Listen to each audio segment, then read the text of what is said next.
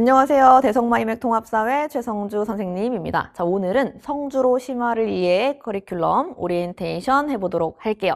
자, 오늘 몇 가지 이야기를 드릴 거냐? 총 4가지 이야기를 드릴 건데, 우선 첫 번째, 이 강의는 왜 존재하는지 강의의 목적 말씀을 드리고, 그 다음에 이 안에 어떤 내용들이 담겨져 있는지 컨텐츠 설명을 드리고, 그 다음에 이 강의는 언제 그리고 어떻게 활용해야 되는지까지 쭉 말씀드리고 끝내도록 하겠습니다. 자, 우선 첫 번째 강의의 목적이에요. 자, 이름부터 심화 강의니까 당연히 어려운 내용을 다루는 강의가 되겠죠. 자, 우리 통합사회 내신 시험 같은 경우에는 당연히 통합사회 교과서 내용, 개념 내용도 많이 물어보지만 아무래도 학교 선생님들은 등급을 갈라야 되기 때문에 심화 문제, 킬러 문항을 출제를 하시게 됩니다. 그럼 일반적으로 어떤 문제들을 변별력 문항으로 출제를 하시냐? 본인이 가르친 내용을 기반으로 당연히 출제를 하시게 되겠죠. 쌤이 개념 OT건 아니면 연간 커리큘럼이건 여러 번 말했던 내용인데, 통합사회 같은 경우에는 과목 특성상 학교 선생님이 자기가 더 심화해서 가르치고 싶은 사탐의 내용을 유인물로 만들어가지고 애들한테 수업을 하시게 됩니다. 그러니까 우리 학교 선생님이 만약에 경제 덕후야.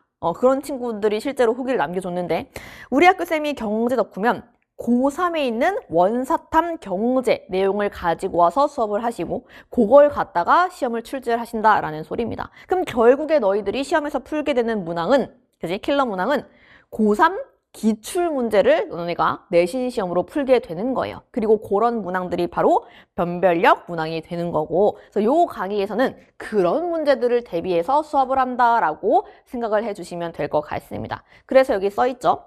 학교 현장에서 실제로 다루는 교과서 밖의 사회탐구 내용들을 넣어놨다라고 여기 적어놨습니다. 결국 고3 사탐 내용이 되는 거고요. 자, 그 다음에 내신도 내신이지만 사실 여러분 세대부터는 통합사회로 수능까지 치르게 되는 그런 세대이기 때문에 쌤 저는 좀 먼 일이기는 하지만 그래도 어차피 1학년 때 배우는 과목이니까 지금부터 수능 기초, 수능의 초석을 다지고 싶어요 하는 친구들이 있다면 그런 친구들이 활용해도 좋은 강의가 되겠습니다. 왜? 요 안에는 전부 다 수능형 문제가 들어있기 때문에 이렇게 수능은 출제될 거구나 맛보기 하기에 너무 좋아. 그래서 그렇게 활용하시면 될 것 같아요. 자, 그 다음에 두 번째 어떤 내용이 담겨져 있는지 그 컨텐츠를 말씀을 드릴게요. 우선 첫 번째로는 6개의 대단원이 이제 나와 있습니다. 6개의 대단원으로 구성이 되어 있고, 그 다음에 첫 번째가 세계 기후 지역이에요. 그럼 요거는 어떤 내용이냐? 우리 통합사회로 치면 통사 1의 3단원, 자연환경과 인간, 요거를 심화한 내용이다라고 생각을 해주시면 돼요. 그러니까 결국에는 뭐다? 그치? 여기랑 연계된 원사탐 중에서는 세계지리 내용이 그대로 담겨 있다라고 이해를 해주시면 될 것 같고요. 자, 두 번째 단원은 도시화 단원인데, 자, 요거는 통사 1에서 5단원의 심화 내용이 되겠습니다. 자, 5단원의 심화 내용은 고3 원사탐으로 치면 한국지리랑 세계지리 내용이 돼요. 그래서 요 내용이 그대로 들어가 있다. 이고, 자, 세 번째가 문화 파트인데, 자, 우리 문화에서는 어떤 내용들 배웠었냐면, 문화 변동, 문화 전파, 직접 전파, 간접 전파, 자극 전파, 문화동화, 문화융합 막 이런 거 배웠었단 말이야. 사실 그 내용이 얘들아 고3 사회문화에서 똑같이 나오는 내용입니다. 그래서 고3형 문항, 문화 변동을 어렵게 출제해 놓은 문제들을 여기 다 담아놨고요. 자, 그리고 넘어가서 인권 파트 보시면, 자, 인권은 말 안 해도 알겠지. 원사탐에서는 정치와 법 내용이에요. 그래서 그 내용을 담아놨고, 우리가 수업 시간에 안 다루었던 추가적인 내용들, 근데 실제 학교에서는 가르치는 내용들도 여기 담겨져 있습니다. 예를 들면 뭐 근로권 파트에서 내가 근로 현장에서 부당한 일을 당하면, 예를 들면 막 부당 해고를 당하면 어떻게 구제를 받지? 그런 방안들도 쭉 담아놨는데 그것도 이제 고3에서 다루는 내용이에요. 그런 내용 담겨 있다라고 생각을 해주시면 되고, 자, 대망의 경제입니다. 그러니까 우리가 공부해본 친구들은 알겠지만 통사 1에서 뭔가 볼륨이 제일 큰 단원은 요거 기후지역 단원이 볼륨이 제일 크고요. 통사 2에서 볼륨이 제일 크고 좀 제일 어렵고 제일 중요한 단원은 아무래도 경제 3단원이겠지. 자, 요 내용을 쌤이 상당히 꼼꼼하게 많이 담아놨습니다. 자, 조금 이따가 이제 교재를 직접 보면서 설명을 해드릴 텐데, 자, 경제는요, 안에 소단원도 4개로 이루어져 있어. 그래서 너네가 개념 시간에 했던 거 플러스 알파로 추가해서 출제될 수 있는 모든 것들을 담았다라고 생각을 해주시면 되겠습니다. 자, 그리고 마지막 6단원은 인구 단원인데요.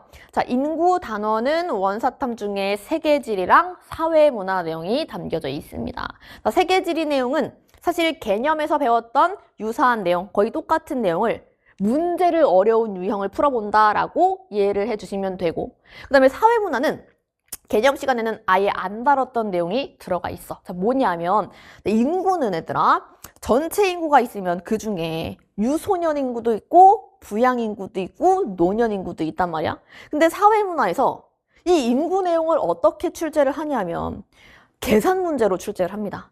그러니까 예를 들면 야, 갑국에 유소년 인구는 20% 있고 부양 인구는 30% 있고 노년 인구는 50% 있다. 이런 식으로 인구 구성이 되어 있는데 이거를 내가 도표로 줄 테니까 넌 이 도표를 보고 자료를 해석해봐. 이런 식으로 문제를 내요. 그러면 너네는 막 사회시험인데 분수 계산, 비율 계산, 증가율 계산 이런 걸 막 계산을 해서 답을 맞춰야 되는 문제란 말이야. 근데 그런 건 얘들아 사실 수능 문제 중에서도 특히나 문과 성향이 강한 친구들이 가장 힘들어하는 킬러 문항이에요. 근데 그런 거를 고1 시험에서 실제로 막 출제를 하시는 거야. 우리도 당연히 대비를 해야겠지. 그래서 쌤이 그런 내용까지 많이 담아놨으니까 좀 열심히 연습만 너네는 따라와 주시면 될 것 같아요. 자, 이렇게 대단원이 구성이 되어 있고 넘어가서 실제 교재 모습을 한번 살펴볼게. 자, 요거는 기후 파트인데 우리 이런 거 배운 적 없지 얘들아 개념 시간에. 건조기후에 사막이랑 스텝이 있다 정도는 배웠지만 그래서 사막의 형성 원리에는 어떤 것들이 있는데 그리고 각 형성 원리에 따라서 만들어진 실제 사막에는 어떤 것들이 있는데 전혀 안 배웠단 말이야. 근데 이거를 가르치는 학교쌤들이 많이 있고요. 너네가 수능으로 통사를 보려면 이런 것까지는 반드시 알아야 돼. 그래서 그런 내용을 싹 담아놨다라는 거. 자, 요거는 경제 파트예요. 자, 우리가 경제 시간에도 얘들아 수요 곡선, 공급 곡선 만나는 점에서 자원 배분이 이루어진다. 가장 효율적인 자원 배분이다. 요 정도는 배웠지만 이 공급 곡선이나 수요 곡선이 어떠한 원리로 막 이동을 하게 되는지 그 다음에 뭐 어떤 것들은 곡선 상에서의 이동인지 아니면 곡선 자체의 이동인지 이런 건 전혀 배운 적이 없단 말이야. 근데 그것도 아셔야 돼요. 그래서 그런 것들을 다 담아놨다라는 거 열심히 막 그래프를 움직여 볼 거고 쌤이랑. 자, 요거는 도시화 단원의 한국지리 기출 문제인데 자, 보시면 쌤이 문제를 좀 상당히 많이 담아놓은 편이거든. 자, 근데 모든 문제를 너네가 풀어보면 알겠지만 전부 다 여기 출처가 써져 있어요. 근데 출처를 보시면 죄다 뭐야? 고3 기출에서 따왔다라고 써져 있을 겁니다. 물론 쌤이 뭐 변형한 문제도 있지만 기본적으로 계산하는 문제나 자료 해석은 평가원 기출에서 따온 게 굉장히 많아요. 그래서 보시면 수능 기출 문제에 많이 담겨져 있고 여기도 뭐 경제도 수능 기출 문제. 근데 얘들아 충격적인 게 뭐냐면 너네가 이렇게 생각할 수 있다? 선생님 근데 경제가 아무리 어렵게 나와도 고3 수능 기출 이런 것까지 낼까요? 할 수 있는데 현실에서 진짜 왕창 내. 진짜 엄청 낸단 말이야. 그러니까 이거를 이런 것까지 해야 될까? 귀찮다 하지 마시고 분명히 너네 수능에라도 도움이 된단 말이야. 그냥 열심히 따라와 주시면 너무 좋을 것 같아요. 알겠지? 쌤이 이제 후기는 이번 그 OT에서는 안 담아놨는데 쌤 수강 후기 같은 거 보면 특히 경제에서 우리 학교는 너무 경제가 어렵게 되는데 쌤이랑 이런 것까지 같이 연습해서 저는 혼자서만 왕창 잘 봤어요. 이런 친구들이 꽤나 많이 있단 말이야. 그래서 너네도 쌤의 말을 믿고 따라와 주시면 고마울 것 같아. 그리고 이게 쌤이 말했던 사회문화 도표 계산 문제예요. 자, 이거 딱 보면 어떻게 계산해야 되는지 감이 안 오지. 이거는 너네가 수학을 유형별로 나눠가지고 접근 방식 혹은 공식 이런 걸 배우고 문제를 풀러 가잖아. 그런 것과 똑같습니다. 이거 접근 방법을 일단은 배워야 쉽게 해결이 돼요. 그래서 그거를 쌤이랑 한다라고 알고 계시면 좋을 것 같아. 자, 그리고 마지막으로 간혹 가다가 고2 기출 문제도 섞여져 있습니다. 그러면 쌤 이런 건 뭐 고2는 쉬운 거 아니에요? 아닙니다. 너네는 고1이잖아. 그지? 자, 요것도 쌤이 고2 문항들 중에서도 너네가 풀면 너무 이해할 때 도움이 될 법한 것들은 다 넣어놨으니까 이렇게 참고해 주시면 고마워요. 자, 이제 마지막으로 when and how를 설명을 드릴게요. 이 강의는 언제 그리고 어떻게 활용해야 되는지인데 자, 제일 중요한 거는 요 부분이야. 반드시 개념을 마스터하고 와라 라는 겁니다.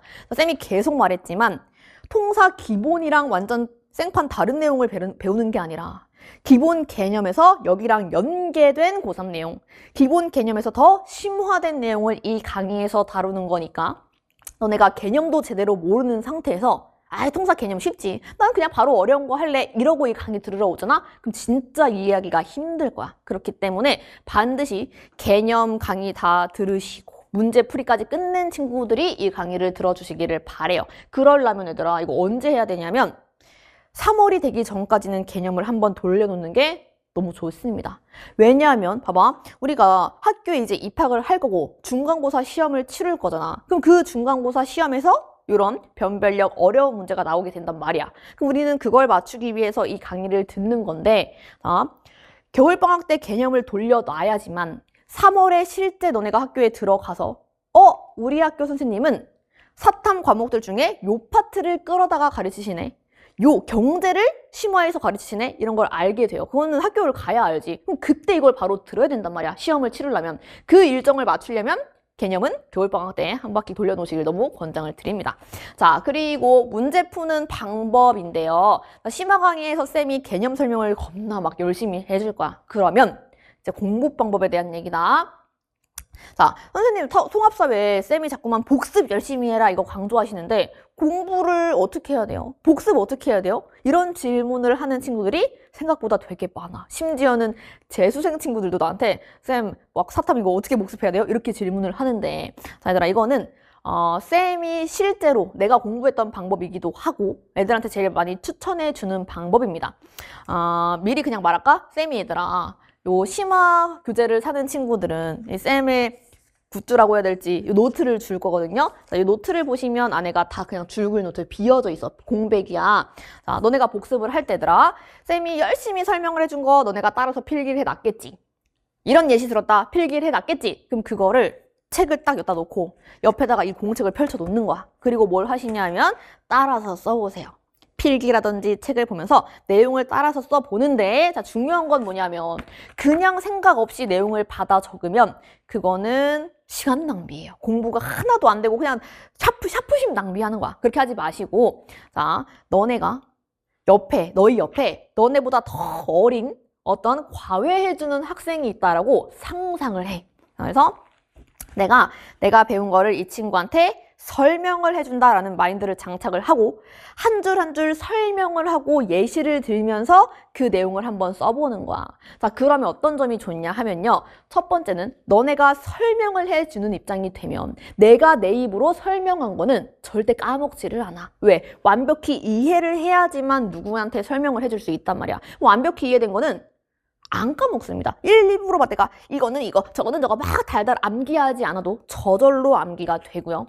자, 두 번째는 너네가 아무래도 선생님은 아니다 보니 이렇게 설명을 해주다가 막히는 부분이 분명히 생기겠지. 그럼 그 막히는 부분이 뭐냐면 너네가 제대로 이해하지 못한 부분이 되는 겁니다. 아직 완벽히 마스터하지 못한 부분이 남아있다는 소리야. 그럼 그 파트를 다시 강의를 켜서 쌤의 설명을 듣는다거나 교재의 설명을 읽는다거나 해가지고 이게 이래서 이렇게 되는 거구나. 이거의 예시는 이런 것들이 있구나 하고 깨닫게 돼요.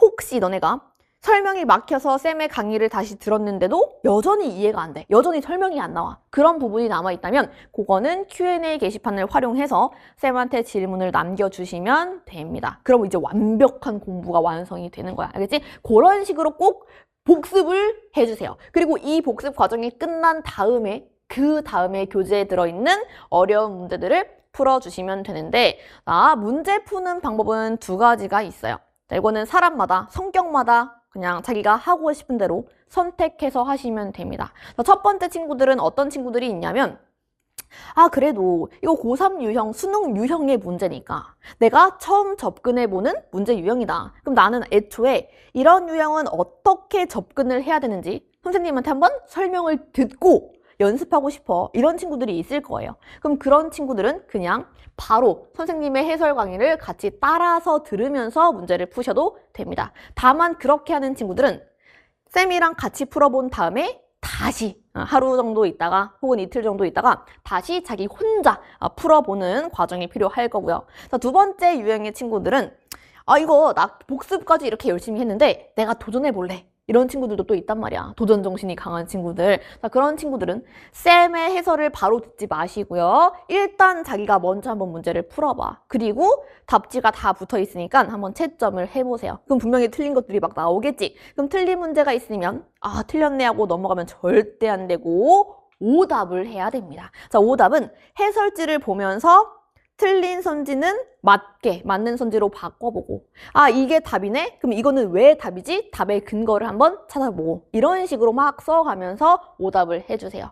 그리고 그래도 모르겠으면 개념책을 한번 다시 본다거나 쌤의 강의를 한번 다시 확인해 보면 되겠지. 자, 그런 식으로 하고 그런데도 전혀 정말 모르겠어. 그럼 그런 문제가 남았다. 그때 쌤의 해설 문제를 그 문항만 골라서 들으셔도 됩니다. 그렇게 해주셔도 돼요. 총 2가지 방법 선택해서 하시고요. 자, 이것도 방금 말했으니까 그냥 넘어갈게. 공부를 할 때는 틀린 답은 왜 틀렸는지, 맞는 답은 왜 이게 답인지 근거를 계속 찾는 연습을 해라. 그게 공부다라는 거. 자, 됐어.